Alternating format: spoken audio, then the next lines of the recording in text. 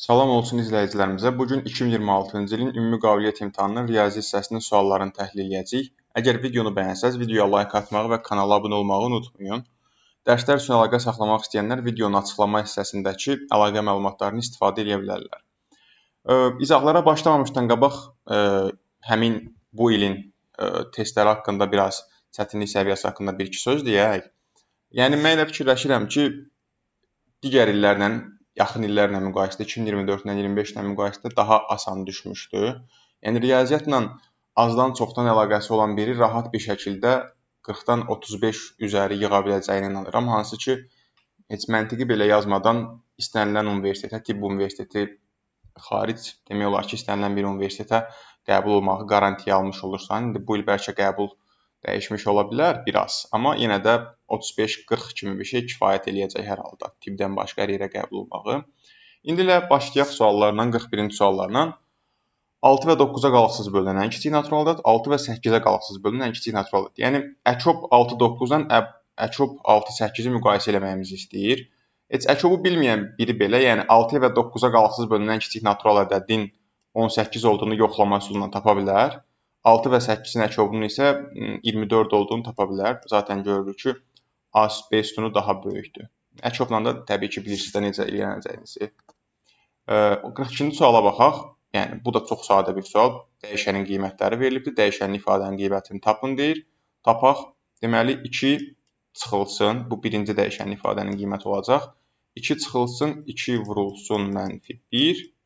İkinci dəyişənin ifadə də bu olacaq. 2 vurulsun 2 üstə gəlinsin -1. Deməli 2-ni -1-ə vuranda -2 eləyir. 2 çıxılsın -2-dən də 2 dənə mənfi bir dənə müsbətə çevrilir deyə 2 + 2-dən 4 gəlir. Bu da 4 üstə gəl -1-dir. Buradan da 3 gəlir. Deməli 4 3-dən böyük olduğuna görə cavab olacaq A variantı. Keçək növbəti suala. Yəni artıq bu tip şəkillərlə, yəni bu formada çevrələrin daxildən toxunmasını, yəni əminəm ki, çoxunuz imtahandan qabaq işləyirsiniz. Yəni bir çevrə digərinə daxildən toxunur, həm də kiçik çevrə digər böyük çevrənin mərkəzindən keçirsə, kiçik çevrənin radiusu böyük çevrənin radiusunun yarısına bərabər olur. Bu niyə belə olur? Bir dənə böyük çevrənin mərkəzi olan o ilə toxunma nöqtəsini birləşdirəndə, məsəl üçün bu böyük çevrənin radiusu olsun R. Buranı birləşdirəndə və əlavə olaraq nə görürük? Bu da həmçinin kiçik çevrənin diametri deyilmi? Yəni kiçik çevrənin radiusuna da balaca R desək, 2 dənə R-in bir dənə böyük yerə bərabər olduğunu görürük. Bizdən nəyi soruşur? Böyük çevrənin radiusunun uzunluğunun kiçik çevrənin radiusunun uzunluğuna nisbəti. Bir dənə balaca R o biri tərəfə keçirəndə R bölünsün R-in bərabər olduğunu görürük 2-yə. Yəni məlumatlar bir-birinə bərabərdir. Cavab oldu C variantı.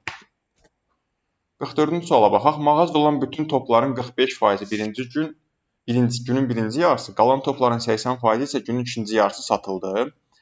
İndi tutaq ki, toplam toplara 100x deyək. Normalda x də götürə bilərik, amma o kəsrlə çox işləməmək üçün, amma o qeyri-müəyyənlik də qoy qalsın. Yəni götürüb 100 deməyək də topun sayına. İstənilən bir hal üçün sübut eləyirik də, indi həll edirik bu sualı. Bütün topların sayı 100x olsa, birinci gün bunların 45%, yəni 45x satılacaq. Qalan topların 80% isə günün ikinci yarısı. Qalan toplar nə qədər top qalır? 100x-dən 45x çıxırıq, qalır 55x. Yəni qalan toplar deyəndə burada nə nəzərdə tutulur? 55x-in neçə faizi? 80%. 55x-in 80%-ni tapaq ikinci gün üçün. Deməli 55x-in 80%-ni tapmaq üçün 55x-i vurmalıyıq %80-ə. Hansı ki 100 ilə 80 ixtisar gedəndən sonra 5-də 4 qalır.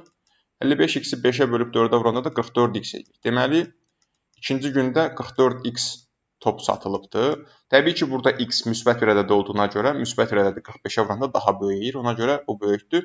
Yəni, cavab olacaq A variantı. Baxaq 45-ci suala. A1, A2, A3 ardıcıllığın hər bir həddi B1, B2, B3 ardıcıllığının müvafiq hədlərindən 4 dəfə çoxdur. İndi bu nisbətləri müqayisə etməyimizi istəyir. Yəni deyir A1 müvafiq sözünün mənası nədir? Bunun birincisi bunun birincisindən 4 dəfə çoxdur, bunun ikincisi ikincisindən 4 dəfə çoxdur, üçüncüsü də üçüncüsündən. Müvafiq uyğunlaşdırma budur. Yəni məsəl üçün A1-ə biz tutaq ki deyiriksə, hətta yazaq burada gəlin. A1, A2, A3. Yəni bunlar 4 dəfə çox olacaq deyə rahat işləmək üçün A1-ə 4x, A2-yə 4y, A3-ə də 4z deyirəm. İndi uyğun olaraq B1, B2, B3 də bunlardan uyğun olaraq 4 dəfə azsa x, y, z olmurmu?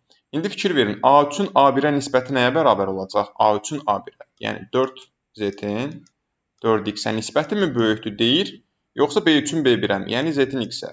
Zaten bu nisbətlərin bir-birinə bərabər olduğunu görürük. Niyə? Çünki buradakı 4-lər ixtisar gedir, yəni hər iki nisbət x-də z-ə və yaxud da z bölünsün x-ə bərabər olduğuna görə nisbətlər bərabərdir.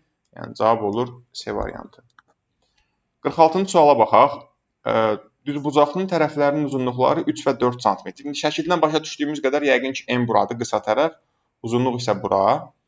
İndi bura 3 olsa, 3 amma bütün tərəfdir da, 4 də bura olsa, bu parçanı soruşur. Gəlin hətta bu parçaya uc nöqtələrini AB deyək.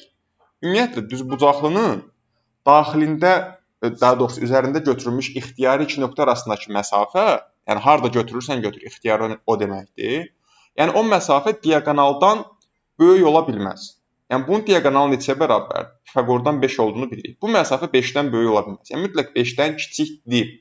5-dən kiçiksə onsuz da 7-dən də kiçikdir. Cavab onsuz da B gəlir.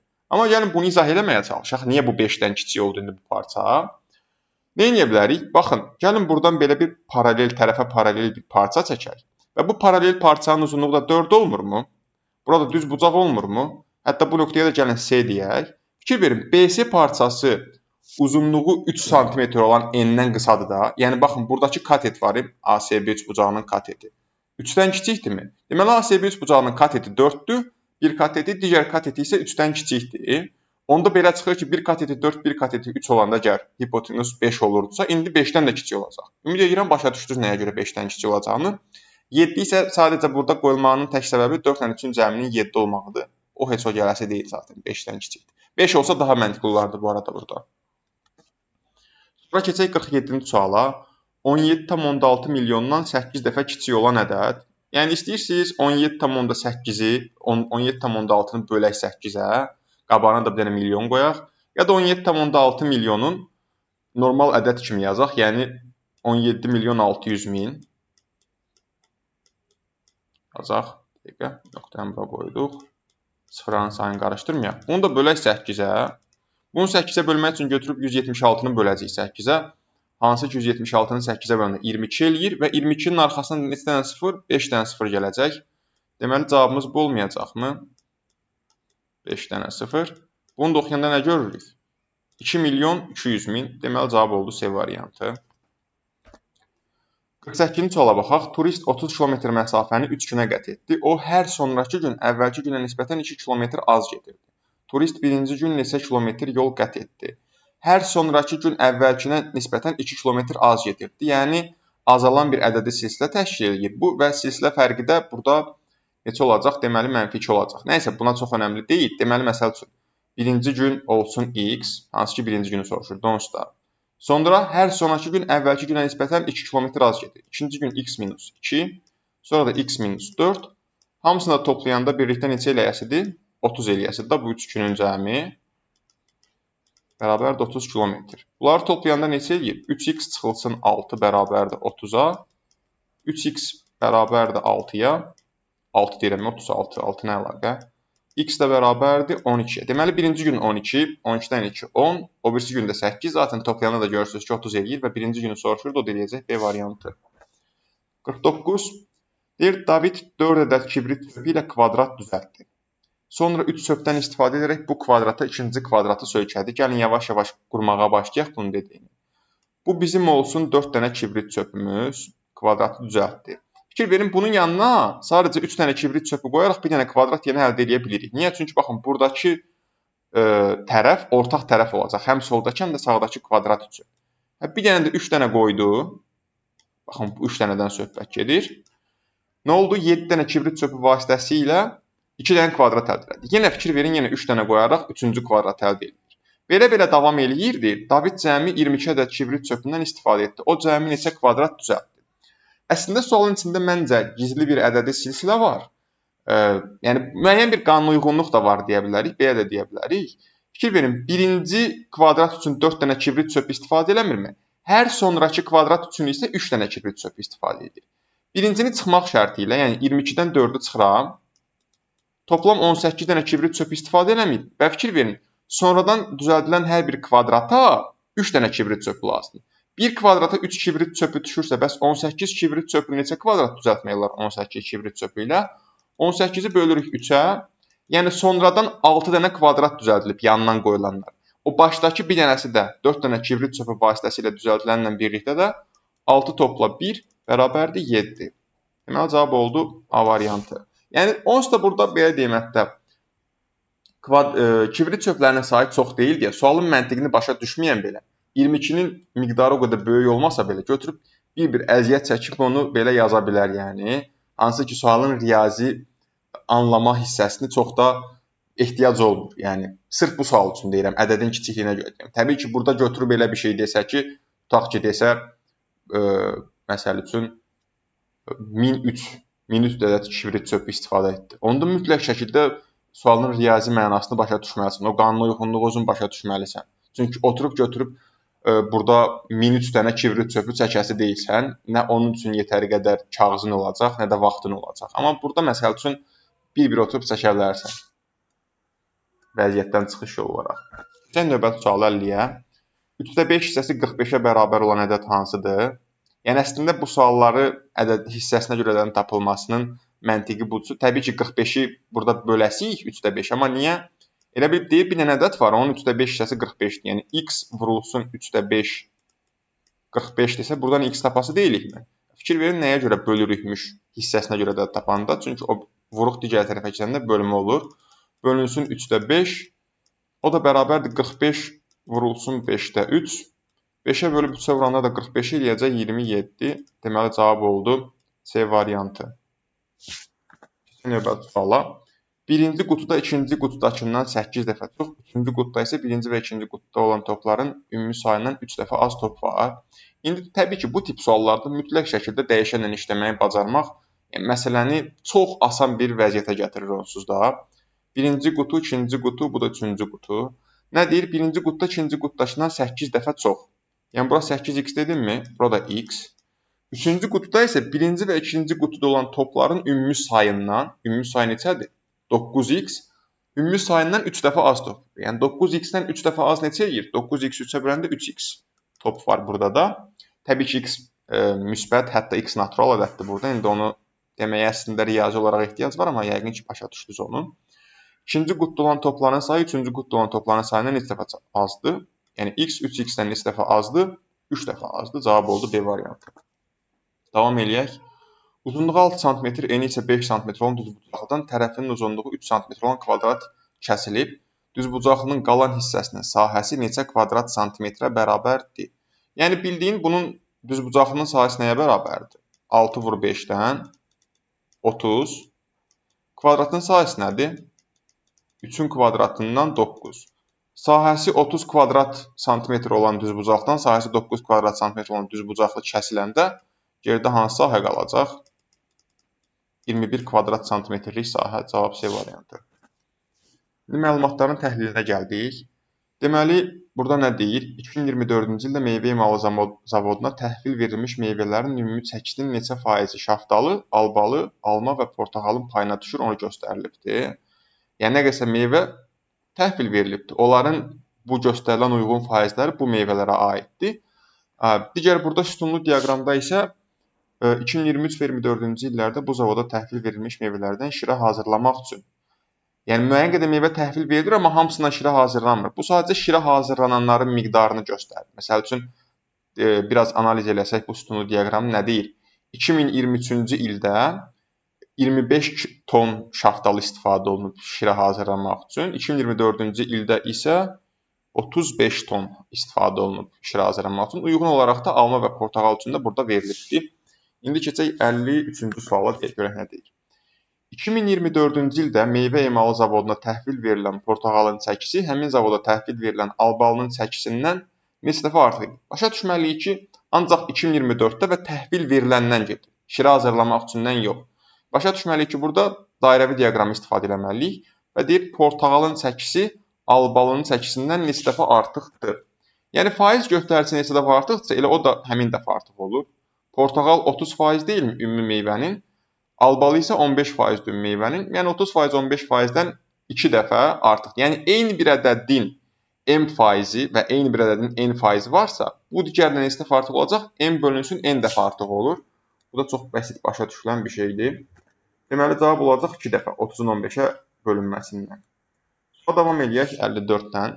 2023-cü ildə meyvə emalı zavodunda alma şirəsi hazırlamaq üçün istifadə olunan almanın çəkisi həmin il şaftalı şirəsi hazırlamaq üçün istifadə olunan şaftalının çəkisindən neçə ton artıq idi? Deməli 2023 alma şirəsi 2023 şaftalı şirəsindən neçə ton artıq? Baxın 2023 var. Başa düşürsən ki, dairəvi diaqramla çox elə işin yoxdur və çəki ilə də sənin işin, kütlə ilə də işin 2023-də alma şaftalıdan neçə ton artıqdır? Əgər 2023-ə baxırıq ki, alma nə qədərdir? Uyğun olaraq gətiririk, görürük ki, alma burada neçə gəlir? 75. Şaftalı 2023-də nə qədərdir? 25. Neçə ton artıqdır? Neçə dəfə yox, neçə ton? 75 çıx 25-dən olacaq cavab 50. 5-ci sual. Əgər 2024-cü ildə təhvil verilən portağal tamamilə şirə hazırlanmaq üçün istifadə olunubsa, həmin il meyvə emalı zavodunun ümumilikdə neçə ton meyvə təhvil verilib? Deyir ki, 2024-də meyvələrin təhvil verilən meyvələrin 30% portağal deyil idi. Həmin 30% portağal, yəni nə verilibsə, hamısı da 2024-də onun meyvə şirəsi hazırlamaq üçün istifadə olunub. Neçə ton portağal verilib həmin il? Baxın, son sual həmişə, yəni 2 dənə diaqram verirsə, mütləq o diaqramları əlaqələndirən bir sual da olacaq məlumatların təhlilində. İndi baxırıq, 2024-cü ildə 90 ton portağal verilib da və həmin 90 ton meyvələrə 100x desək, onun 30x-i portağal olmurmu? Həmin 90 ton elə 30x-ə bərabər olmayacaq. Çünki həmin 30x-in hamısı istifadə olunub. Yəni 90 tonu da istifadə olunub. Yəni bütün meyvə 100x-dirsə, portağal olacaq 30x. Həmin 30x-in hamısı da istifadə olunub. Yəni 90 tonu istifadə olunub, bərabərdir 90 tona. Deməli buradan x 3 ton gəlir. Bunun əsasında bütün meyvə, yəqin ki onu soruşurdu. O da 300 ton olacaq. Təhvil verilən bütün meyvə 2024-də. Baxın, həqiqətən də həmin il meyvə emalı zavoduna ümumilikdə neçə ton meyvə təhvil verilib? 300. Bu da belə. 56-cı sual. Mərtəbələri bilən üçün heç bir problemi yoxdur. Vergüldən sonraki mərtəbələri, kəsr hissənin mərtəbələrini. Bura 10-4-dür. 10-4 deyirəm, mərtəbənin adını deyirik. 10-da birliklər mərtəbəsi. Bura 100-də birliklər mərtəbəsi, 1000-də birliklər, 10.000-də birliklər, 100.000-də birliklər.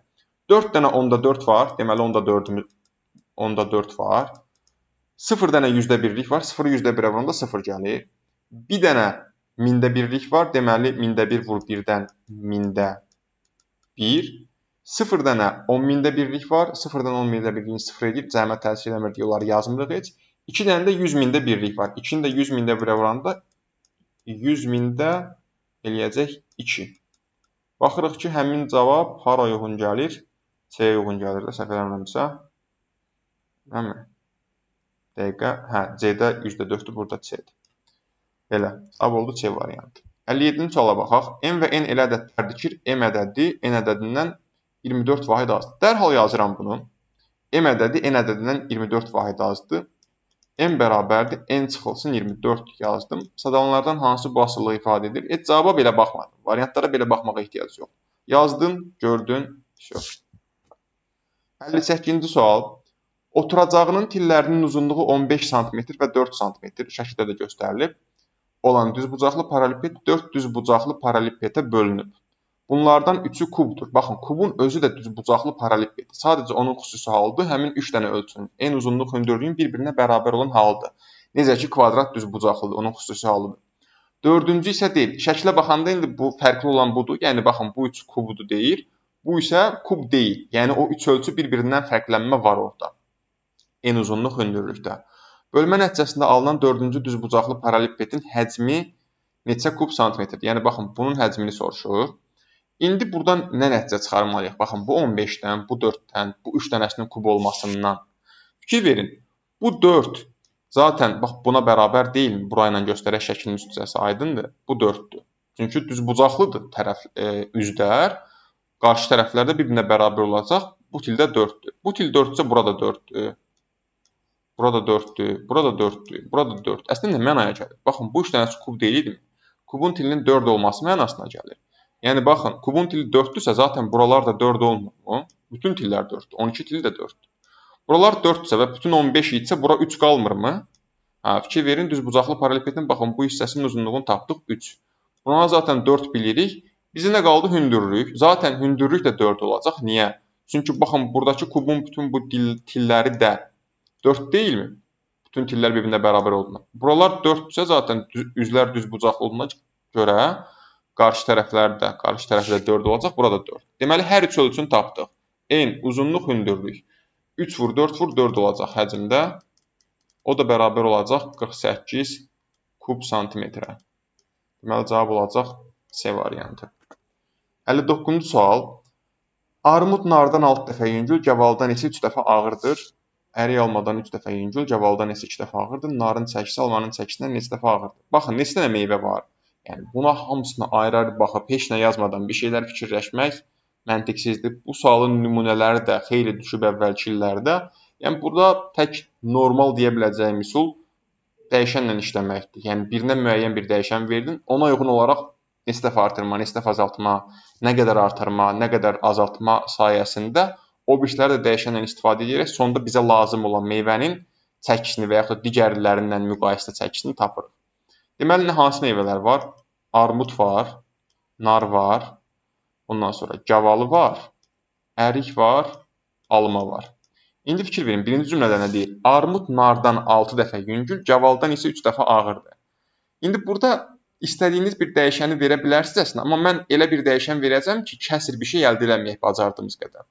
Fikir verin, armud nardan 6 dəfə yüngül, gavaldan isə 3 dəfə ağırdır. Mən armuda götürüb x desəm, onda gavalı baxın x bölü 3 olacaq. Problem deyil, eləyə bilərsiniz. Zaten sonda cavaba çatarsınız. Amma kəsirdən biraz uzaq durmaq, yəni mexaniki səhv çox olmasın deyə mən nə edəcəm? Armuda deyəcəm ki, 3x olsun.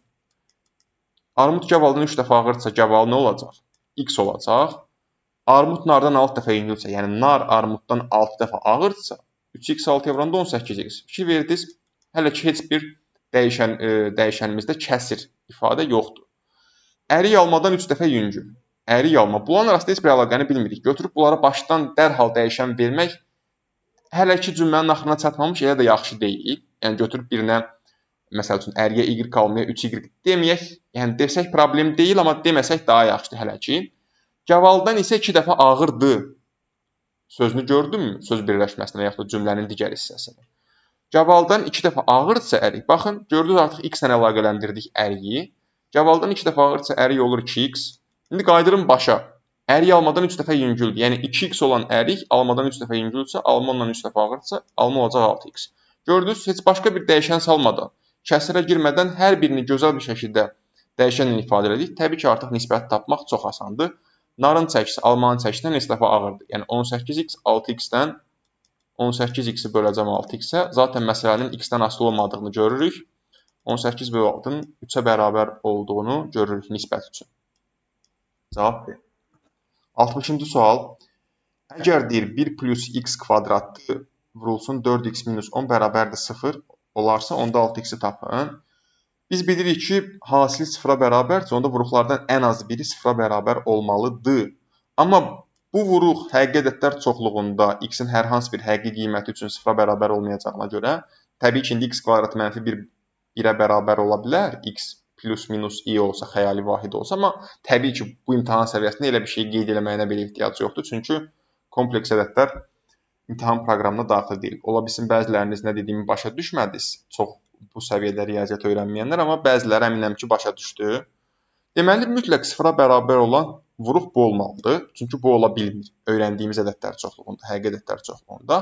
Yəni 4x minus 10 0-a bərabərdirsə, 4x 10-a bərabərdir. X buradan 10 bölü 4-dən 2 onda 5 olur. 6x də 2 onda 5-i 6-ya vuranda bərabər olur 15-ə. Deməli, cavab oldu D variantı. Baxaq 61-ci suala. Deməli, A böyükdür 2B olarsa, 2A plus B-nin mi, yoxsa 0-ın mı böyük olacağını və yaxud da müqayisə eləməyimizi istəyir, belə deyək.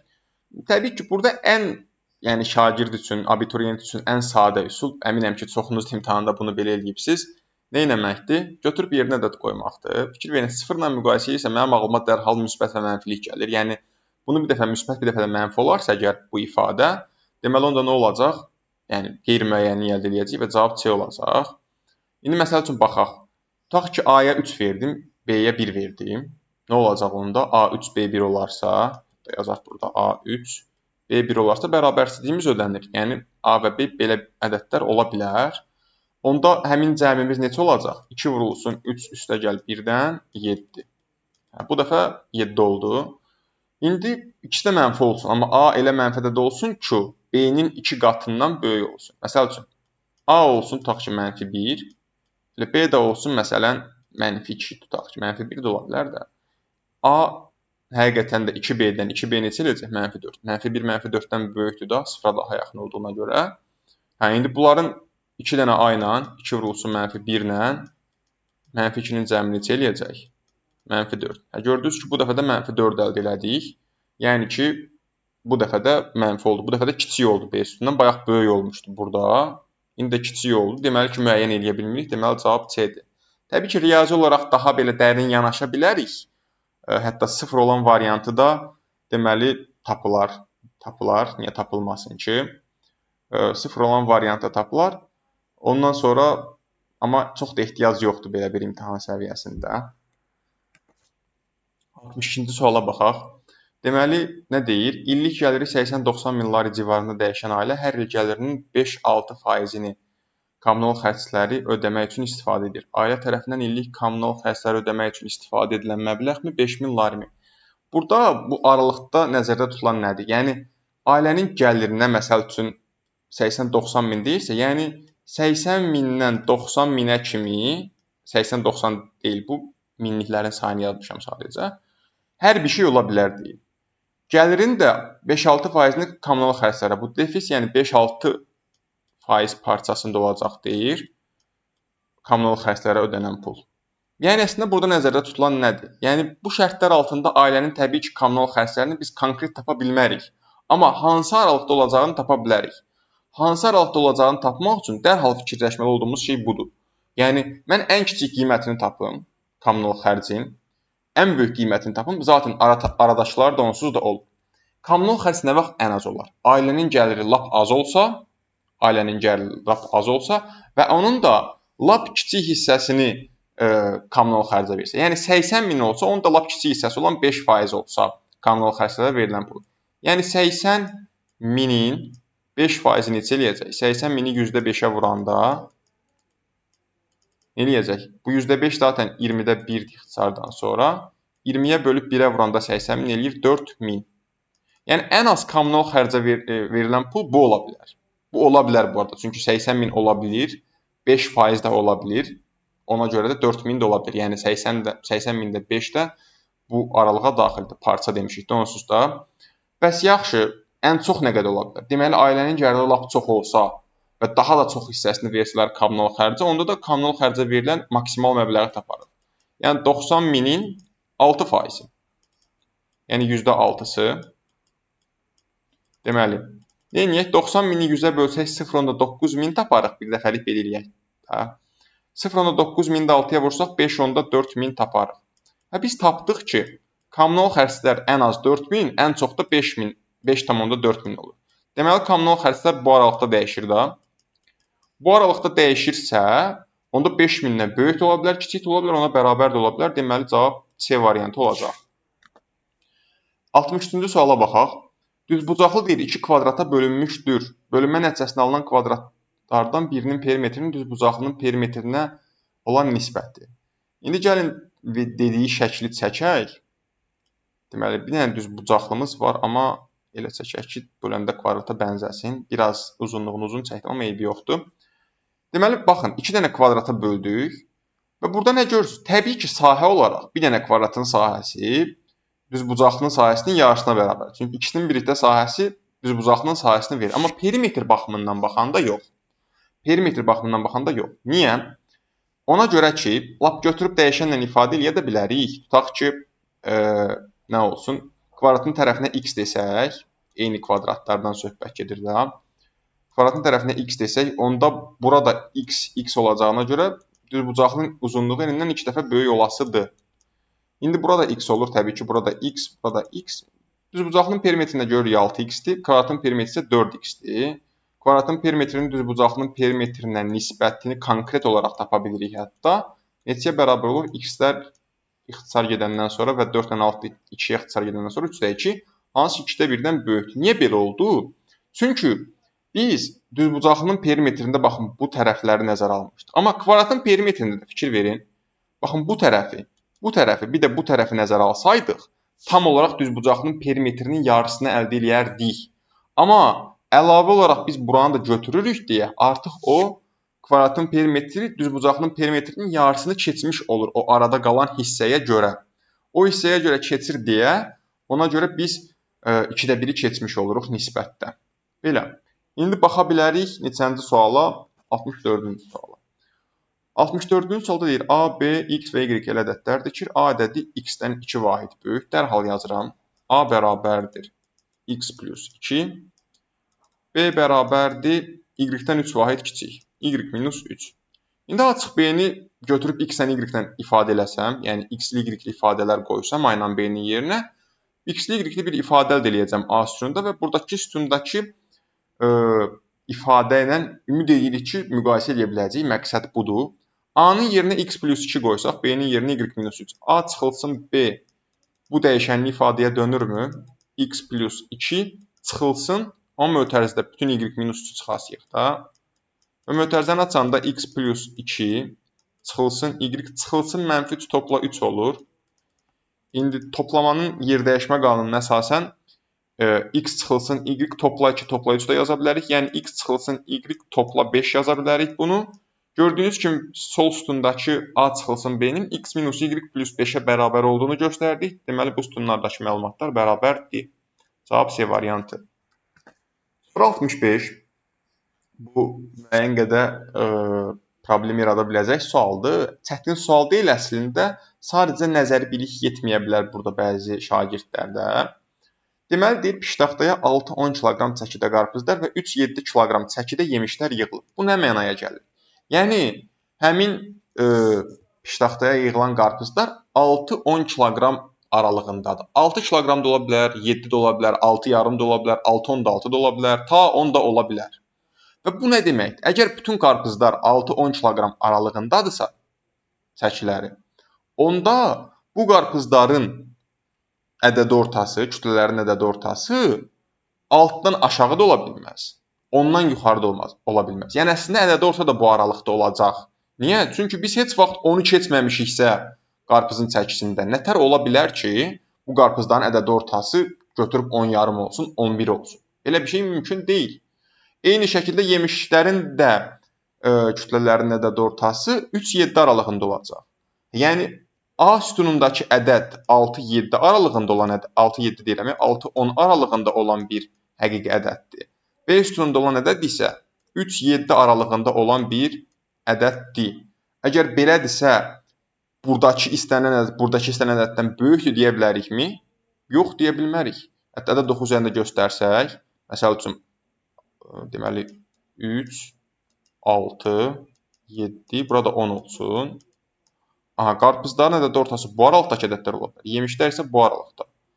Deyə bilmərik ki, 6-10 aralığı həmişə buradakı ədədlərdən böyükdür. Yəni, 6-10 aralığındakı istənilən ədəd. Əlbəttə deyə bilmərik. Çünki, məsəl üçün, 6-10 aralığındakı ədədlər, məsələn, tutaq ki, bunların ədədi ortası 6 olsun. Yəni, bütün qarpızların kütləsi 6 olanda ədədi ortada 6 olacaq.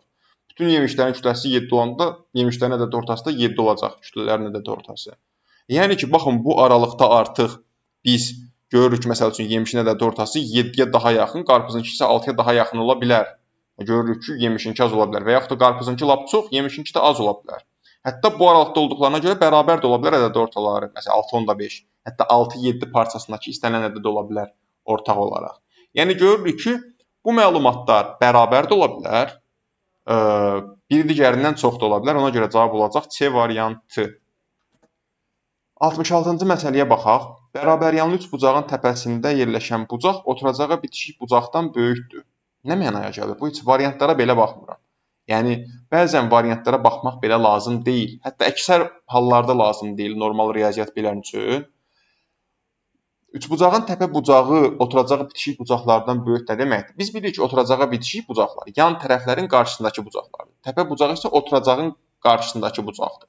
Yəni əslində deyir ki, bu üç bucağın iki tərəfi bir-birinə bərabərdir. Bərabər yanlı olduğuna görə, hətta üç bucaq da bir-birinə bərabər olsa bərabər tərəfli də olardı. Amma deyir ki, təpə bucağı oturacağı bitişik bucaqlardan böyükdür. Yəni təpə bucağı oturacağı bitişik bucaqlardan böyüksə, hətta şəkli çəksək məncə daha yaxşı olacaq. Təpə bucağı bura deyilmi? Burada alfa deyək. Bunlar da beta olsun. Oturacağı bitişik bucaqlar. Alfa betadan böyükdürsə, alfanın qarşısındakı oturacaq da, məsəl üçün bura A olsun, betanın qarşısındakı bərabər tərəflərdən daha böyük olacaq. Yəni əslində elə üçlü olmalıdır ki, bu tərəflər ikisi bir-birinə bərabər olsun, o biri də digər o ikisindən böyük olsun. Bu isə çünki böyük bucaq qarşısında böyük tərəfdə yanır. Yəni alfa böyük olduğuna görə betadan, A da B-dən böyük olmalıdır yan tərəflərdən. Bu isə təkcə A bəndə ödənir. Yəni D-də və C-də ümumiyyətlə bərabər yanlı üç bucaq belə deyil, müxtəlif tərəfli üç bucaqdır. B və C-də isə fikir verin, oturacaqlara baxın. 5, o tək olan tərəf, digər tərəfə bərabər olmayan tərəflər yan tərəflərdən kiçikdir. Bu isə o halda olur ki, o təpə bucağı digər oturacağı bitişik bucaqlardan kiçik olsun. Yəni alfa betadan kiçik olsa belə olardı. Amma cavab indi A variantı olacaq verilən şərtlər daxilində. 67-yə baxaq. Bu da maraqlı suallardan biridir. Elə də sual deyil. LIA işləyən şirkətdə əməkdaşların maaşı bir-birindən fərqlidir. Bu şirkətin 12 əməkdaşının maaşı LIA-nın maaşından azdır. Şirkətin 7 ən yüksək maaşlı əməkdaşını seçən zaman LIA da onlar arasında idi. Seçilənlərdən 3 əməkdaşın maaşının LIA-nın maaşından az olduğunu müəyyən olundu. Şirkətdə cəmi neçə əməkdaş işləyir? Tutaq ki, elə bil artan sırayla düzək kimi də deməyəcəm, bütün məlumatları bilmirik. Elə bir LIA-nın maaşı burada bir yerdə olsun. LIA-dan kiçik olanların sayını sola yazaq, böyük olanların sayını da sağa yazaq. Onsuz da bərabərlik halı yoxdur. Hamının maaşı bir-birindən fərqlidir. Deməli, belə olan zaman, əgər LIA-dan az maaş alan 12 nəfər varsa, deməli burada 12 nəfər var sol tərəfdə. Şirkəti 7 ən yüksək maaşlı əməkdaşını seçən zaman LIA da onlar arasında idi. Seçilənlərdən 3 əməkdaşın maaşının LIA-nın maaşından az olduğu müəyyən olundu. Yəni deyir ki, 7 ən yüksək maaşlı əməkdaşı seçəndə 3 nəfərin maaşı LIA-dan az olur. LIA-dan az olanlar bu 12 nəfər deyilmi? Bu 12 nəfərdən o 7 ən yüksək maaşlı seçdiyimiz, hansı ki LIA-dan aşağı maaşlı 3 nəfər olmayacaqmı? O LIA-nın solundakı ilk 3 nəfər olmayacaq, maaşı daha yüksək olanlar. Çünki ən yüksəkləri seçirik da. Yəni buradakı 9 aşağı maaşlı qalacaq, onlar seçilməyəcək. Burada 3 dənə o 7 ən yüksək maaşlıya girə biləcək 3 nəfər bunlardır. LIA-dır və 7 ən yüksək maaşlı işçini seçəndə 3 nəfər buradadırsa, LIA buradadırsa 4 nəfər oldu mu? Deməli 3 nəfərin də maaşı LIA-dan çox olasıdır. Deməli 3 nəfərin də maaşı LIA-dan çoxdur da buradadır. Yəni baxın, bu insanlar həmin o 7 ən yüksək maaşlılardır. Bu da top 7-yə girənməyən 9 nəfərdir. Deməli 7 nəfər burada, 9 nəfər də buradadırsa toplam neçə əməkdaşımız var? Deməli 16 əməkdaşımız var. 68-ci suala. Ədədin 6-ya bölünməsi nəticəsində alınan qalıq 4-ə bərabərdir. Sadalananlardan hansı həmin ədədin 18-ə bölünməsi nəticəsində alınan qalıq ola bilər? Ümumiyyətlə 6-ya böləndə 4 qalıqını verən hansı ədədləri? Tam ədədlər deyək də, hətta naturaldır demir heç. Tam ədədləri bu formada yaza bilərik biz. 6n toplansın 4. Haradakı n burada tam ədəddir. Yəni, məsəl üçün, n-i yerinə 1 qoyanda 10, 6-ya böləndə 4 qalığı verir. 2 qoyanda növbəti 6-ya böləndə 4 qalığı verən ədəd əldə edirik. Belə davam edirik. Fikir verin. Baxın, biz burada n-in yerinə hətta 0 da qoya bilərik. 0 qoyanda bu ədədin 18-ə bölünməsindən alan qalıq nə olur? 4. n 0 olanda, bu arada burada 18-ə bölünməsindən alınan qalıqları yazacağım. 4. n-in yerinə 1 qoyanda nə olur? 10 və 18-ə bölünməsindən alan qalıq nədir? 10. 10 bölü 18 kiçik ədədir. Böyüyə böləndə qalıq elə kiçiyin özünü verir 10. 2 verin 6 vahid artdı. Niyə? Çünki n-i 1 vahid artıranda buradakı cəmimiz 1 vahid artır. n bərabər 2 olanda 16 olur. 16-nın 18-ə bölünməsindən alan qalıq neçədir? 16 deyirlər. N-in yerinə 3 qoyanda, fikir verin, n-in yerinə 3 yox, təkcə 3-ün bölənlərini qoyanda, 3-ün qatlarını qoyanda Zaten bu hissə 18-ə qalıqsız bölünmürmü? Bu hissə 18-ə qalıqsız bölündüyünə görə 18-ə qalıqsız bölünən ədədin üstünə 4 gələndə qalıq yenə 4 verməyəcəkmi? Əslində elə bax 0 da elədir. Yəni 3-ə bölünmədən 0 qalığını verən nə qoyuruqsa 18-ə bölünmədən də 4 qalıq əldə edəcəyik. Çünki bu hissə onsuz da 18-ə qalıqsız bölünəcək. Yəni 18-ə bölünmədən 4 qalıb. N-in yerinə təzədən 4 qoyanda, yəni 3 qoyulan hissəni ayırsaq, bir dənə 6, bir dənə də 4-dən yenə qalıq 10 gələcək, yenə 16 gələcək və belə-belə davam eləyəcək. Deməli ki, 6-ya böləndə qalıq 4 verən ədədləri 18-ə böləndə 4, 10 və yaxud da 16 eləyə bilər və bunlar dövr edir. Onlardan da yalnız və yalnız variantlarda verilən 16 deyə cavab olacaq 16. Ədədlərlə də yoxlaya bilərsiniz təbii ki. Bir neçə 6-ya böləndə 4 olan ədədi yazın. Əgər tam qavramırsınızsa belə, ondan da görəsiniz onsuz da. Deməli, 69-cu suala baxırıq. Əgər x y-dən kiçikdirsə, onda bunlardan bu bərabərliklərdən hansı həmişə doğrudur mənasına gəlir. Yəni, əgər x y-dən kiçikdirsə, zaten kiçik ədəddən 2 çıxanda və böyük ədədin üstünə 1 gələndə yenə bu tərəf buradan böyük olacaq da. Yəni, kiçik ədəddən 2 çıxdı. Yəni, hətta da aradakı fərqi 3 qədər artırdıq. 2 çıxma və böyüyün üstünə 1 gəlməklə. Yəni, bu onsuz da doğru olacaq A bəndi. O birisilər niyə səhvdir? Kiçik ədədin üstünə 2 gələndə böyükdən 1 çıxanda ola bilsin, o kiçik gəlsin, keçsin böyüyü. Buradakılar isə tamam ayrı bir. Yəni, bununla heç əlaqəsi belə olmayan şeylərdir. Hətta bu, məsəl üçün, necə başa düşə bilərik? 2x də y-dən kiçikdir, y o biri tərəf atanda. Yəni, bir ədəd digərindən kiçikdirsə, həmin kiçiyin 2 qatı da mı kiçik olasıdır ki? Yox, çox məntiqsizdir. Və yaxud da bir ədəd x kiçikdir, 2y kimi yaza bilərik bunu. Bir ədəd digərindən kiçiksə, böyük ədədin 2 qatından da kiçik olacaqmı? Bəlkə ağlınız müsbət ədədlərə gedə bilər. Çünki, məsəl üçün, 3 5-dən kiçiksə deyərsən ki, 3 5-in 2 qatından da kiçik olacaq. Amma bunun mənfisi də var da. Məsəl üçün, mənfi 3 mənfi 2-dən kiçik deyilmi? Amma fikir verin, biz daha da bu mənfi ədədin 2 qatını əldə edəndə 2 qatına daha da kiçiltmiş oluruq.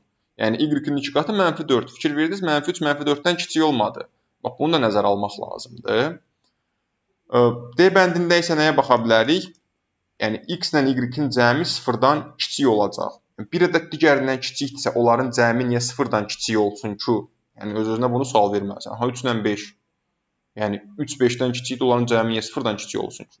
Əlaqəsiz. Və yaxud da belə də başa düşə bilərsən bunu, y o bir tərəfə keçirəndə. X y-dən kiçikdirsə, onun əksindən də kiçikdir. Güya, yox təbii ki, belə bir şey yoxdur. 70-ci suala baxaq. Əgər alfa və beta düzbucaqlı üçbucağın katetlərinin hipotenuzun uzantısı ilə əmələ gətirdiyi bucaqlardırsa, yəni əslində iti bucaq təpəsindəki xarici bucaqlardır, diqqətlə baxsaz onu görəsiniz. Heç şəkli verməsə belə bu cümlədən belə o başa düşülməlidir, amma şəkli verəndə lap rahat başa düşülür. Yəni bu iki iti bucaq təpəsindəki xarici bucaqlardır. Onların cəmini soruşur və məsəl üçün biz bilirik ki, üçbucağın hər təpəsində bir dənə xarici bucaq götürməklə 3 dənə xarici bucağının cəmi 360 dərəcə eləyəcək. Baxın, buradakı xarici bucaq da bu deyilmi? Onu artıq çəkdim və yaxud da budur. Yəni düz bucaq təpəsindəki xarici bucaq 180 çıxılsın 90 dərəcədən 90 dərəcədir və yaxud da şəkillə də göstərdik. 90 dərəcədir. Deməli alfa plus beta plus 90 dərəcə, yəni 3 dənə hər təpədə bir dənə xarici bucaq götürməklə 3 dənə xarici bucağın cəmi 360 dərəcə olacağından həmin o 2 dənə alfa ilə betanın cəmi isə 270 dərəcədir. Yəni bunu bir teorem olaraq belə vermək olar. Yəni düzbucaqlı üçbucağın iti bucaq təpəsindəki xarici bucaqlarının cəmi 270 dərəcədir, amma isbatı çox asan olan bir teoremdir. Yəni xüsusilə yadda saxlamağa belə ehtiyac yoxdur çox da. Yəni boş-boşuna beyni doldurmaq lazım deyil hər məlumatla. İndi baxaq 71-ci suala. Bir qaba alma, armud, şaftalı və xurmalar qoyulmuşdu. Almaların sayı armudların sayından 2 vahid çox, şaftalıların sayından isə 5 vahid azdır. Deməli, nə edə bilərik burada?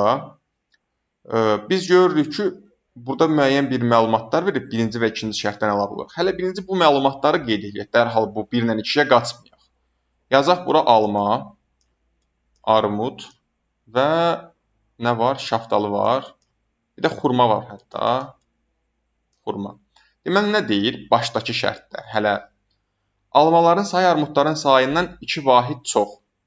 Eləmi? almaya x plus 2 dediksə, armuda da x deyək. Şaftalların sayından isə 5 vahid azdır. Nə 5 vahid azdır? Almaların sayı şaftalların sayından 5 vahid azdır. Deməli, şaftalı 5 vahid çoxdur almadan. Yəni, x plus 2-dən 5 vahid çox, x plus 7. Əlimizdə olan tək məlumat bunlardır. Və bizə bunlar əsasında nəyin sayını tapmamızı istəyir? Xurmaların sayını müəyyən etmək üçün. Yəni, burada xurma ilə əlaqəli hələ heç bir şey bilmirik. O birislərlə əlaqəsini belə bilmirik heç. İndi nə deyir? Armudların sayı 2-yə bərabər. Ümumiyyətlə, şərtlərin kifayət etməsini necə işləmək lazımdır? Məlumatların kifayət etməsini. Təkcə birinciyə baxıram və təbii ki, başdakı şərt o heç. Təkcə birinciyə baxıram, görürəm təkcə 1 kifayət eləyirmi? Birinciyə baxanda görürəm ki, armudun 2, almanın 4, x-in yerinə 2 qoyaraq. Şaftalının da 9 olduğunu tapıram. Xurma ilə bağlı heç bir məlumatım yoxdur. Çünki o başdakı şərtdə xurma ilə heç bir əlaqə vermədi bizə. Yəni, bunlarla dəyişənli ifadə vasitəsilə x-lə ifadə edəcək şəkildə heç bir əlaqə vermədi. Ona görə bilmirəm.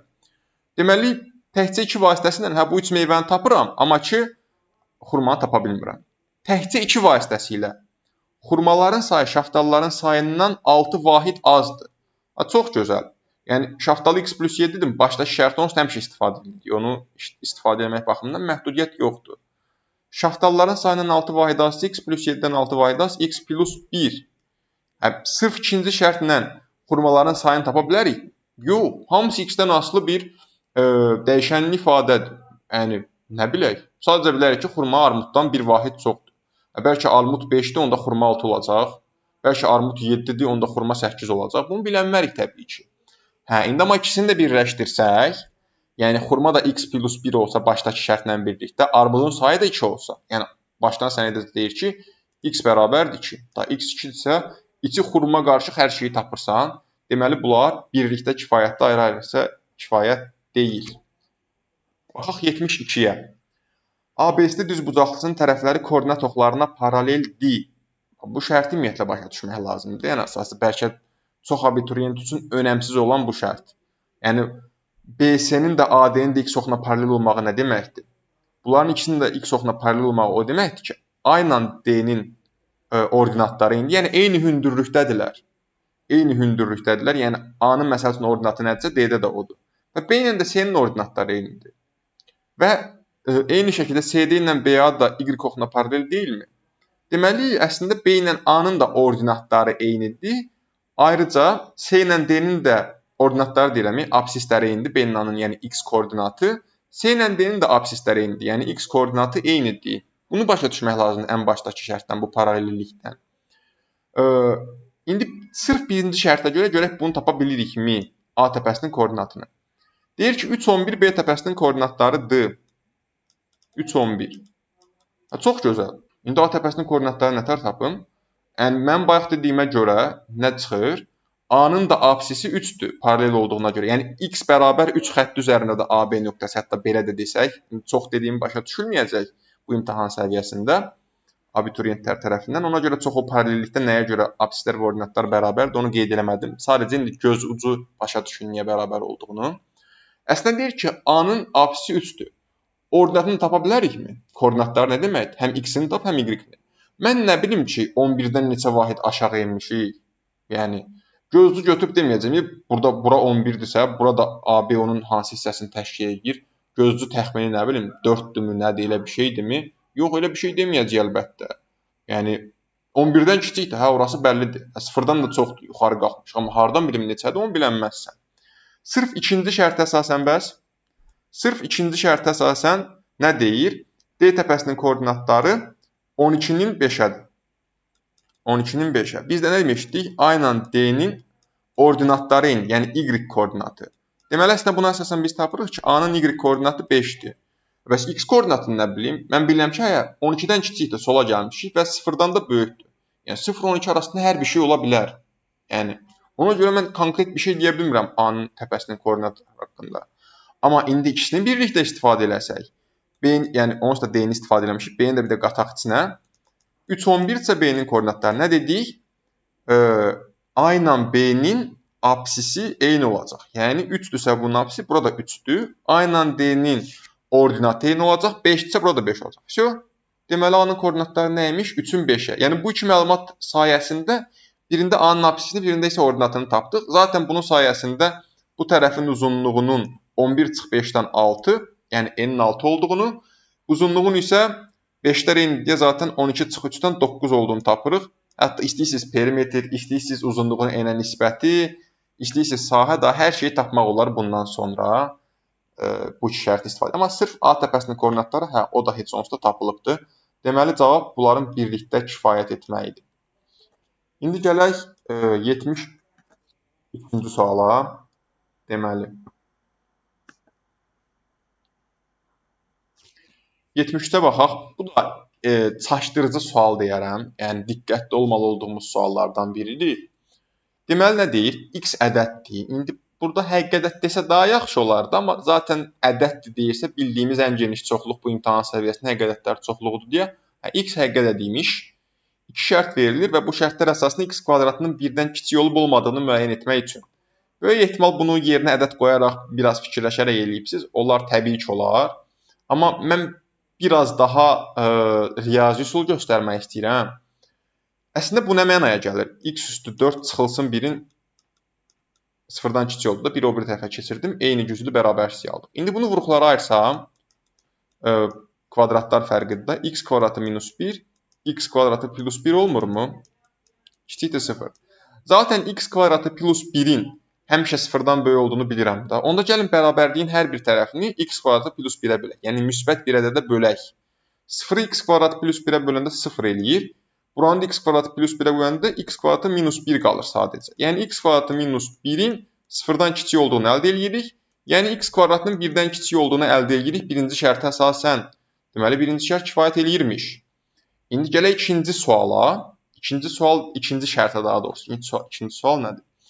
X kubu kiçikdirsə 1-dən x kvadrat da 1-dən kiçik olarmı? Gəlin birinci o sizin hesabladığınız yəqin ki eləyibsiz. Yerinə ədəd qoyaraq həmin üsulla eləyibsiz. Mən də elə izah eləyim. Biraz daha məntiqli ədədlər qoyaraq. X-in kubu nə vaxt 1-dən kiçik olar? Təbii ki x mənfi ədəd olsa, həmişə kubu da 1-dən kiçik olacaq. O heç. 0 olsa da. Bəs hansı müsbət ədədlərin kubu 1-dən kiçik olar? Baxın, 0 ilə 1 arasında olan müsbət ədədlərin kubunu, yəni bir-birinə vurduqca, onsuz da kiçilirlər. Yəni 1-dən kiçik olacaq. 0,999 da bir-birinə vuranda yenə 1-dən kiçik qalacaq. Amma 1-i 3 dəfə bir-birinə vuranda 1-ə bərabər olur. Və yaxud da 1-dən böyük müsbət ədədləri neyniyəndə? Bir-birinə vuranda, yəni kubunu əldə edəndə 3 dəfə bir-birinə vuranda 1-dən böyük olur. Deməli ki, burada x hansı ədədlər ola bilər? 1-dən kiçik istənilən həqiqi ədəd. Yəni 0-1 arasındakı müsbət ədədlər ola bilər, 0 ola bilər, mənfi ədədlər ola bilər. Və həmin ədədlər üçün istənilən halda x-in kvadratı 1-dən kiçik olurmu? Mənfi ədədlərin kvadratı həmişə 1-dən kiçik olacaqmı? Məsəl üçün mənfi 5. Mənfi 5-in kubu həqiqətən 1-dən kiçikdir. Dediyim kimi bütün mənfi ədədlər bu bərabərlidir deyir. Amma mənfi 5-in kvadratında artıq 25 1-dən kiçik olmur axı. Gördünüz? Deməli ki, sırf o mənfi ədədlər üçün, hətta xüsusilə mənfi 1-dən kiçik bərabər olan mənfi ədədlər üçün bu bərabərlik ödənməyəcək. O bir ədədlər, məsələn 0 üçün və yaxud da 0-1 arası müsbət ədədlər üçün bərabərlik ödənəndə bu da ödənir. Baxın, problem harada yaranır əslində? Baxın, bu tək dərəcədə yaranır. Burada cüt dərəcə deyə problem olmadı, amma burada tək dərəcədə mənfilik problem yaratdı. Yəni tək başına kifayət eləmədi. X kvadratının 1-dən kiçik olub olmadığını müəyyən eləmək üçün. Deməli, ikinci şərt tək başına kifayət eləmədi. Deməli, cavab olacaq 1-in kifayət eləyib 2-nin etməməsi. İndi keçək növbəti suala. 44 deyirəm, 74-cü sual. M və N natural ədədlərdir. İki şərt verilib. M üstəgəl N təkdir. Görək M-in hasilinin tək və ya cüt olduğunu müəyyən edə bilərik. Zaten hasilimiz nə vaxt cüt olurdu bizim? Vuruqlardan ən azı biri cüt olanda. Natural və yaxud da tam ədədlərdən danışırıq təbii ki. Deməli ki, indi M plus N nə vaxt tək olar? Yəni 2 də naturaldırsa. Ya M də N də, daha doğrusu M də N də deyirəm, biri cüt, biri tək olandadır. Deməli, ya M tək, M cüt, N tək olasıdır, ya da M tək, N cüt olasıdır. Və bu ixtiyari iki halda M-i N-ə vuranda onsuz da cüt əldə eləməyəcəm. Yəni, cütü təkə vur, təki cütə vur, cütdür. Yəni, M plus N-in tək olmağı mənə bəs elədi ki, tapım M-in tək, daha doğrusu cütdür. Niyə? Çünki vuruqlardan ən azı biri cüt olur. Fərqi yoxdur, hansı cüt olsun. Onsuz da ən azı biri cüt olasıdır bunun tək olmağı üçün. Deməli, bir kifayət elədi. Bəs 2. M plus 3N təkdirsə əgər, Deməli, nə demişdik? Buna cəm şəklində baxsaq, deməli, bir toplananımız m-dir, o birisi 3n-dir. Deməli, bunlardan biri tək, biri cüt olasıdır. İndi tutaq ki, m tək olsa, 3n cüt olsun. 3n-in cüt olmaq üçün bəs 3-ü necə bir ədədə vursaq cüt olar? Yəni, məcbur n cüt olası deyilmi? Deməli, n cüt olasıdır. Və yaxud da m cüt olsun, 3n tək olsun. M cüt olsun, başa düşdük. Bəs 3n-in tək olması üçün bizə nə lazımdır? Yəni, n-in necə olmaq lazımdır? Yəni, 3-ü necə bir natural ədədə vursaq tək əldə edərik? Mütləqdir ki, təkə vurum ki, tək əldə edeyim natural ədədlərin hasilində. Deməli, belə də olanda n tək olur. Yəni, əslində birinci şərtdə, ikinci şərtdə m-in tək, n-in cüt və yaxud da m-in cüt, n-in tək olması mənasına gəlir və hər iki halda da m-in hasilinin cüt olduğunu tapa bilirik. Çünki vuruqlardan biri, konkret biri cüt olur. İkisi də cüt olsa kifayət eləyərdi onsuz da, amma bir də cüt olanda yenə kifayət edir hasilin cüt olması üçün. Deməli, ayrı-ayrılıqda olur da. Cavab C variantı. İndi keçək 75-ə. Deməli, nə deyir? M cüt 3 rəqəmli ədəddir. Dərhal bu şərtdən nəticə çıxartmaq lazımdır. Nə nəticəsi? 3 rəqəmlidir, yüzlük mərtəbəmiz var, onluq mərtəbəmiz var və təklik mərtəbəmiz var və cütdürsə, deməli bu təklik mərtəbəsindəki rəqəm nə ola bilər? 0, 2, 4, 6 və yaxud da 8. Bunlardan biri olasıdır mütləq. İndi bu şərtlər əsasında nəyi tapasıyıq? M-in yazılışında onluqlar mərtəbəsinin rəqəminin nəyə bərabər olduğunu tapa bilərikmi? Sırf birinci şərt əsasında baxaq. M-in yazılışında təkliklər mərtəbəsinin rəqəmi onluqlar mərtəbəsinin rəqəmindən 2 dəfə çoxdur. Təkliklər onluqlardan 2 dəfə çoxdur. Yəni deyir ki, məsəl üçün təklik 2, onluq 1 olsa, 2 dəfə çox olur da. Bura istənilən bir şey olsa, fərqi yoxdur. Təklik 2, onluq 1. Bura 4, bura 2. Bura 6, bura 3. Sonra bura 8, 4. Təbii ki, 15 olası deyil. Çünki təklikdə 10 rəqəmini necə yazaq? Əslində, 0 ilə 0-ı da nə mənada götürmək olar? 0-ı 2-yə vuranda 0 eləyir, amma nəsə 0-ı 0-a böləndə çox da 2 eləmirdi. O baxımdan indi 0-0 halı olmasa da onsuz da biz onluqlar mərtəbəsinə konkret nə yazıldığını tapa bilərikmi? Yox. Niyə? Çünki onluqlar mərtəbəsində görürük ki, 1, 2, 3 və yaxud da 4 olsa, o birinci şərt ödənəcək, amma görürük ki, onluqlar mərtəbəsini tapa bilmirik. Bu rəqəmlərdən hər hansı biri ola bilər. Yüzlüklər üçün ümumiyyətlə məhdudiyyət yoxdur. 0-dan başqa istədiyin şey ola bilər. 1-dən 9-a kimi rəqəmlər. İndi sırf ikinci şərtə baxaq. M-in yazılışında yüzlüklər mərtəbəsinin rəqəmi onluqlar mərtəbəsinin rəqəmindən 3 dəfə çoxdur. Aha. Deməli, burada indi 0-0 təbii ki, olası deyil. Çünki başlanğıc rəqəmimiz 0 olası deyil, 3 rəqəmli olmayacaq. Deməli, məsəl üçün yüzlük, onluq, təklik. Yəni, məsəl üçün bu 1 olsa, bu 3 olmurmu? Bu 2 olsa, bu 6 olmurmu? Sonra bu 3 olsa, bu 9 olmurmu? 3 dəfə böyük olması üçün. Gördük ki, bu dəfə də onluq 1 də ola bilər, 2 də ola bilər, 3 də ola bilər. Yenə bir dəqiq konkretlik olmadı. Yəni, onluqlar mərtəbəsinin rəqəmini müəyyən eləyə bilmədik. İndi bəs bunları birləşdirsək, həm təkliklər mərtəbəsi onluqlar mərtəbəsindən 2 dəfə çox olsun, həm də yüzlüklər mərtəbəsi onluqlar mərtəbəsindən 3 dəfə çox olsun. Eləmi? Məsəl üçün, mən onluqlara 1 qoysam, bura 3 olmurmu? Burada 2 olmurmu? Yüzlük onluqdan 3 dəfə çox, təklik onluqdan 2 dəfə çox. Bura 2 qoysam, bura 6, bura isə 4 olmurmu? Bura 3 qoysam, bura 9, bura isə neçə olacaq? 6 olmurmu 2 dəfə çox olması üçün? Bura 4 qoyanmaram, çünki 4-dən 3 dəfə böyük bir rəqəm yoxdur, ədədi qiymət olaraq. Amma burada indi 4 yazsam 8 gələr, amma artıq yüzlüklərə görə ola bilməz. Deməli ki, biz gördük ki, M konkret olaraq artıq bu ədədlər ola bilər. Amma 312 də, 624 də, 936 da ola biləcəyinə görə M bu şərtləri birləşdirəndə biz hələ də bilənmirik M-in onluqlar mərtəbəsi daha doğrusu nə olacaq? 1-də, 2-də, 3 də ola bilər. Deməli, cavab olacaq şərtlərin kifayət etməməyi heç birləşdirəndə də kifayət eləmir. İndi baxaq 76-cı suala. Kalkulyatorun düymələrindən yalnız 2-nin düyməsi işləmir. Məsələn, əgər 42523-ü yığsaq, kalkulyatorun ekranında 453 görünəcək. Niyə? Çünki 2 işləmir deyə elə bir 4-dən sonra sanki 2-ni basmağın çox bir əhəmiyyəti yoxdur. Bir dəfəlik 2-dən sonra bastığın rəqəm görünəcək. Yəni, o 2-lər ləğv olunur. Deyir, Teymur 5 rəqəmli ədəd yığdı, yəni yazdı. Deyir, lakin kalkulyatorun ekranda 3035 ədədi göründü. Deməli, bir rəqəmimiz yenə olasıdır.